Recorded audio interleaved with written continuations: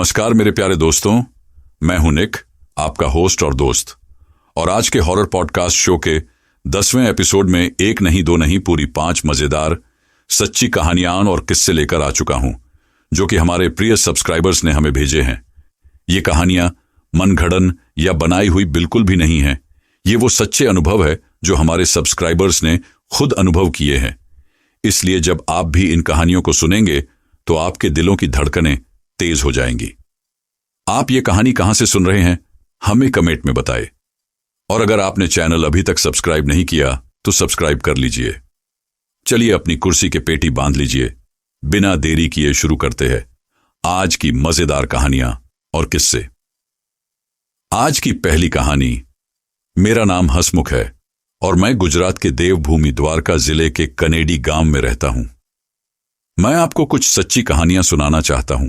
यह कहानी मेरे पापा के बारे में है, जो बहुत साल पहले की है, जब पापा की उम्र लगभग 22 साल रही होगी।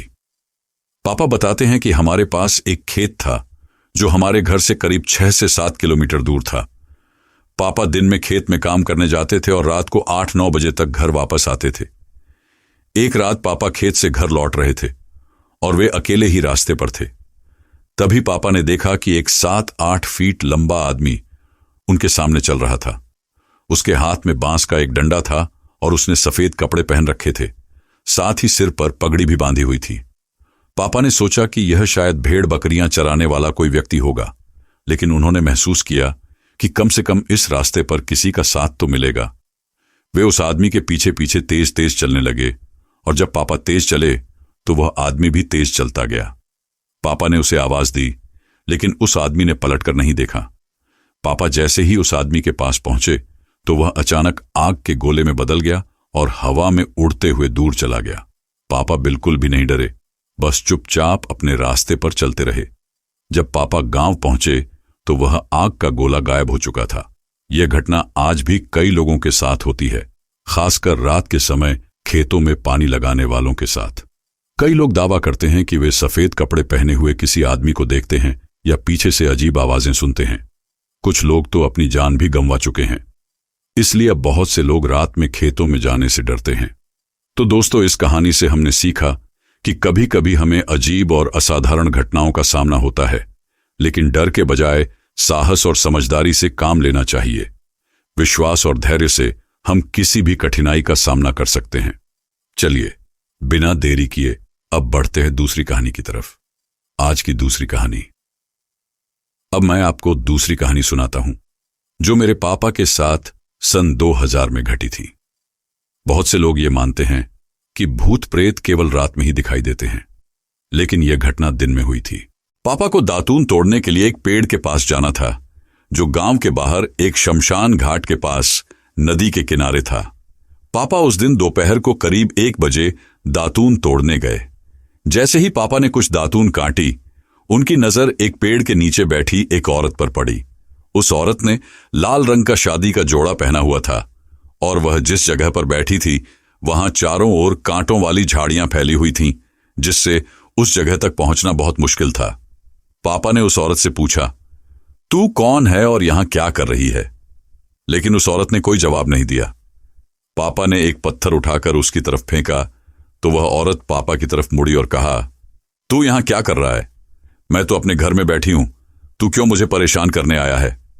आज के बाद तू यहां दातून तोड़ने मत आना। पापा चुपचाप वहां से दातून लेकर लौट आए। घर आकर उन्होंने हमें यह घटना बताई। हमारे घर से उस जगह का रास्ता सिर्फ 7-8 मिनट का था, तो मैं भी जल्दी से उस जगह पहुंचा, लेकिन वहां मुझे वह औरत नहीं मिली। बाद में कई लोग बताते हैं कि उस जगह से आते वक्त उन्हें भेड़ की आवाजें सुनाई देती हैं या किसी बच्चे के रोने की आवाज आती है। कुछ लोग वहां सिर कटा हुआ आदमी भी देखते हैं। गांव के कई लोग उस जगह हादसे का शिकार हो चुके हैं, जिनमें से कुछ की जान चली गई, जबकि कुछ पागल हो गए। मैं आप सभी को यह बताना चाहता हूं कि इस तरह की घटनाएं दिन हो या रात, किसी भी समय हो सकती हैं।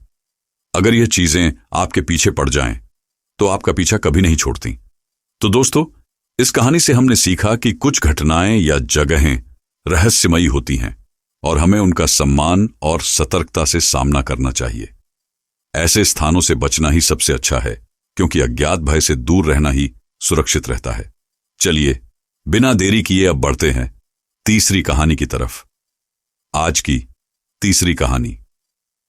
अब मैं आपको जो तीसरी कहानी बताने जा रहा हूं वह भटवाड़ा नामक एक गांव की है, जो मेरे गांव से करीब 20 किलोमीटर दूर स्थित है। इस गांव में ऐसा कोई मोहल्ला या गली नहीं है जहां कोई भूतिया घटना न हुई हो। यह कहानी आज से 30 साल पहले की है। उस समय अस्पताल वगैरह बहुत कम होते थे। एक दिन उस गांव में एक वैद्य, जड़ी बूटियों से इलाज करने वाला डॉक्टर अपने गांव वापस लौट रहा था। वह रात करीब 9-10 बजे दूसरे गांव से पैदल पैदल आ रहा था। रास्ते में एक बरगद के पेड़ के नीचे उसे एक छोटा सा बच्चा खेलता हुआ दिखाई दिया, जो मुश्किल से 1 साल का होगा। इतने छोटे बच्चे को वहां देख वैद्य जी को बहुत हैरानी हुई। उन्होंने सोचा कि यह बच्चा यहां कैसे आया, तो उन्होंने उस बच्चे को गोद में उठाया और कंधे पर लिटाकर अपने गांव की ओर चलने लगे। जैसे ही वह करीब 200 मीटर आगे बढ़े, अचानक बच्चे का वजन बढ़ने लगा। वैद्य जी ने देखा कि उस बच्चे के पैर बहुत लंबे हो गए हैं और वह वहीं पर जड़ें पकड़कर खड़ा हो गया। यह देखकर वैद्य जी ने उस बच्चे को वहीं फेंक दिया और डरते हुए वहां से भागने लगे। लेकिन जैसे ही वह बच्चे को फेंकते हैं, वह बच्चा आग में बदल जाता है और उन्हें चेतावनी देता है कि आज के बाद अगर तू शाम 6 बजे के बाद इस जगह से निकला तो मैं तुझे जिंदा नहीं छोड़ूंगा। इस घटना के बाद से गांव के लोग शाम 6 बजे के बाद उस बरगद के पेड़ के पास से नहीं गुजरते। वैद्य जी अब भी जिंदा हैं और आज उनकी उम्र करीब 70 साल हो चुकी है। तो दोस्तों, इस कहानी से हमने सीखा कि कुछ रहस्यमयी घटनाओं को नकारा नहीं किया जा सकता और हमें अनजानी जगहों से दूर रहना चाहिए। समय और स्थान का सम्मान करना ही सबसे समझदारी है। चलिए बिना देरी किए अब बढ़ते हैं चौथी कहानी की तरफ। आज की चौथी कहानी। अब मैं आपको चौथी कहानी सुनाता हूं, जो हो सकता है कि आप यकीन ना करें, लेकिन यह भी बिल्कुल सच्ची है। हमारे गांव से करीब 50 किलोमीटर दूर जमखबिया नामक एक गांव है, जहां मेरे एक रिश्तेदार के ससुर रहते थे। यह घटना करीब 60 साल पहले की है। उनके खेत में एक बहुत बड़ा बरगद का पेड़ था और कहते हैं कि उस पेड़ पर एक जिन, जिसे कुछ लोग जादूगर या दैत्य मानते हैं, रहता था। यह जिन 7 से 8 फीट लंबा था और सफेद कपड़े पहने रहता था। उसके हाथ में एक डंडा और सिर पर एक चोटी थी। गांव वाले बताते हैं कि वह जिन रात को उनके ससुर से बातें किया करता था। एक रात बातचीत के दौरान उन्होंने उस जिन की छोटी काट दी।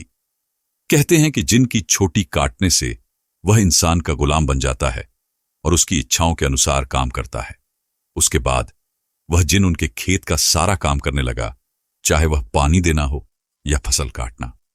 दिन रात वह उसी बरगद के पेड़ पर रहता था। उनके ससुर ने कभी उस जिन को कोई कष्ट नहीं दिया। उन्होंने उसे तीनों वक्त खाना दिया और बेटे की तरह रखा।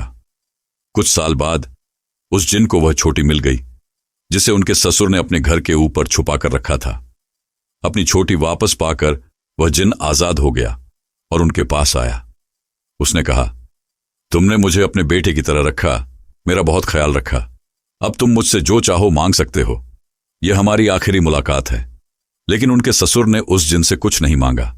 वह जिन उनसे थोड़ी सी बातें करके वहां से चला गया। आज भी वह खेत उनके पास है और वह बरगद का पेड़ उसी जगह पर लगा हुआ है। लोग उस खेत को जिन खेत के नाम से पुकारते हैं।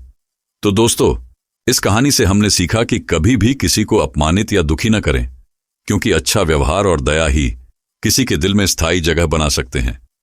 चलिए बिना देरी किए अब बढ़ते हैं 5वीं कहानी की तरफ। आज की 5वीं कहानी। यह कहानी बिल्कुल सच्ची है। मैं अपना नाम तो नहीं बता सकता, लेकिन मैंने पहले भी आपको अपनी एक कहानी भेजी थी। मैं यह कहानी आपको इसलिए भेज रहा हूं ताकि लोग समझ सकें कि काला जादू और टोना टोटका कितनी खतरनाक चीजें हो सकती हैं। यह घटना आज से 2 साल पहले की है। हमारे घर में सब कुछ ठीक चल रहा था। मेरे पापा एक अच्छी पोस्ट पर थे। मैं स्कूल में अच्छे मार्क्स ला रहा था और हमारे घर में कोई परेशानी नहीं थी। लेकिन धीरे धीरे सब कुछ बदलने लगा। हमारे घर में बहुत झगड़े होने लगे। जब भी मैं घर में होता, मुझे एक अजीब सी मनहूसियत महसूस होती। कभी अकेला भी होता तो ऐसा लगता जैसे कोई मेरे आसपास है और मुझे घूर रहा है।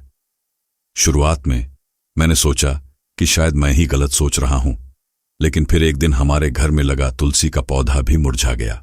हमारे यहाँ तुलसी के पौधे का सूखना बहुत अशुभ माना जाता है। कई बार मुझे ऐसा लगता जैसे कोई मुझे मेरे नाम से आवाज देकर बुला रहा हो। एक दिन मैंने यह सब अपनी मम्मी को बताया तो उन्होंने कहा कि उन्हें भी यह सब महसूस होता है।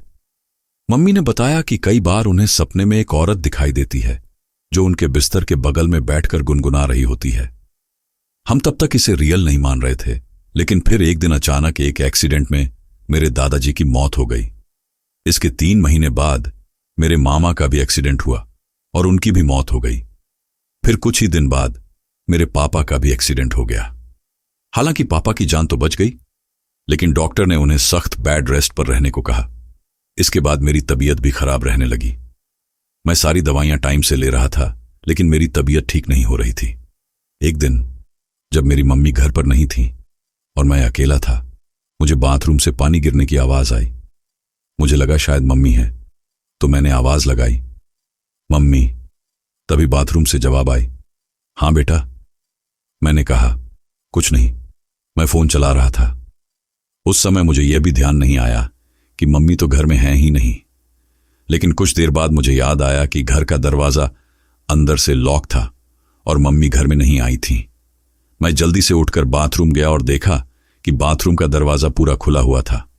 नल चल रहा था, लेकिन वहां कोई नहीं था। यह देखकर मैं बहुत डर गया। मेरे घर के बाहर हमेशा एक उल्लू भी बैठा रहता था जो हमारे घर की तरफ ही देखता रहता था। बहुत बार मुझे और मेरे परिवार को रात में फर्श पर किसी के तेज तेज चलने की आवाजें आती, तो कभी ऐसा लगता जैसे कोई हमारे साथ हो। फिर हमारे जीवन का सबसे बुरा दिन आया। एक दिन मेरे पापा भी हमें छोड़कर चले गए। पापा के जाने के बाद एक आंटी ने बताया कि जो लक्षण हमारे घर में दिखाई दे रहे हैं और एक के बाद एक हो रही मौतें, इससे लगता है कि शायद हमारे ऊपर किसी ने कुछ करवा दिया है। एक दिन मम्मी, मेरी मौसी और दादी एक बड़े मौलाना के पास गए और उन्हें सारी बातें बताईं। वह मौलाना हमारे घर आए और जैसे ही घर में पहला कदम रखा, उन्होंने कहा, इस घर में किसी ऊपरी बला का निवास है। बाद में उन्होंने एक पूजा करवाई जिससे यह पता चला कि हमारे घर में 2 जिन छोड़ दिए गए थे। ये सब हमारी एक दूर की मौसी ने करवाया था, क्योंकि वह हमारी कामयाबी से बहुत जलती थी। ये सब और भी आसान हो गया क्योंकि हम घर में किसी भगवान की पूजा नहीं करते थे। मौलाना ने मुझे एक ताबीज दिया और कहा, इसे 5 साल तक बिल्कुल न उतारना। फिर हमने वह घर छोड़ दिया और भगवान का धन्यवाद किया कि ऐसा किसी के साथ न हो जो हमारे साथ हुआ था। ताबीज पहनने के बाद और घर में पूजा करने के बाद अब हमारी जिंदगी में सब कुछ ठीक है। वह अजीब घटनाएं रुक गई हैं। मौलाना ने उन दोनों जिनों को हमारे घर से हटा दिया है। अब सब कुछ पहले जैसा हो गया है, लेकिन जिन लोगों को मैंने खो दिया वे अब कभी वापस नहीं आ सकते। तो दोस्तों, इस कहानी से हमने सीखा कि काला जादू और टोना टोटका सिर्फ बुरा नहीं, बल्कि जीवन को नष्ट कर सकता है। विश्वास, पूजा और अच्छाई ही हमारी असली सुरक्षा है। दोस्तों, आपको यह वीडियो कैसी लगी? जब मैंने ये सारी कहानियां सुनी तो मेरा तो दिमाग ही चकरा गया। मेरा मतलब, इस दुनिया में चल क्या रहा है? पता नहीं इस दुनिया में कैसे कैसे राज छुपे हुए हैं। अगर आपको ये वीडियो पसंद आई हो तो वीडियो को लाइक और शेयर जरूर करें। अगर आप ऐसी कहानियां आगे भी सुनना चाहते हैं तो चैनल को सब्सक्राइब करें और वीडियोस को अपने दोस्तों के साथ शेयर करें।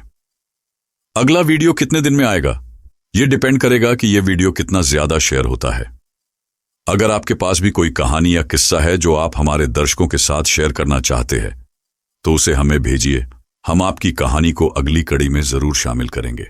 तो दोस्तों, मिलते हैं जल्दी ही एक नई कहानी के साथ। तब तक के लिए अलविदा।